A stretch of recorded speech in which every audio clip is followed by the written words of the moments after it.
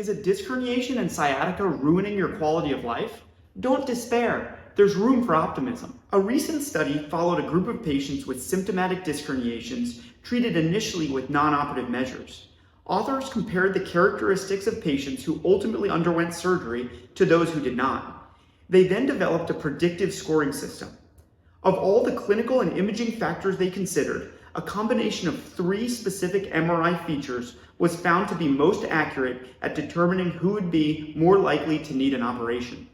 The first of these features is anterior to posterior fragment size, which means the size of the herniation measured from front to back.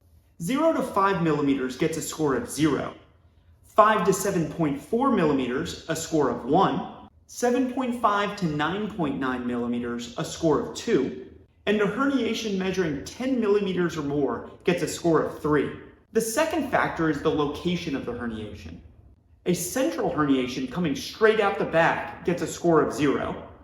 Paracentral herniations located slightly to one side or the other get a score of 1. Foraminal or extraforaminal disc herniations are less common, but contact the most sensitive part of the nerve. Therefore, these get a score of 3. The third and final factor is the type of disc herniation. A broad shallow disc bulge gets a score of 0.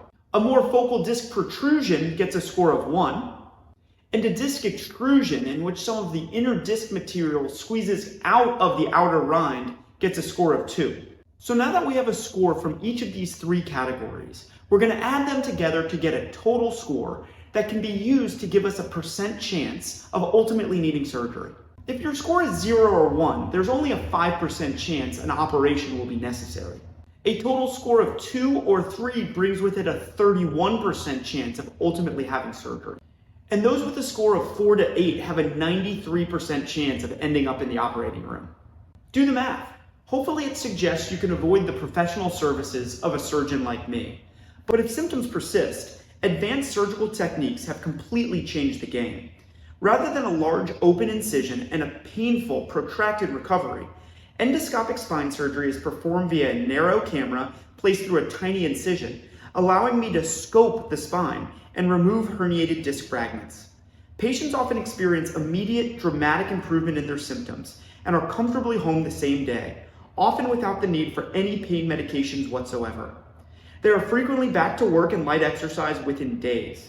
If you're suffering from sciatica radiating down one or both legs due to a disc herniation pinching a spinal nerve, there's a light at the end of the tunnel, and it's not a train.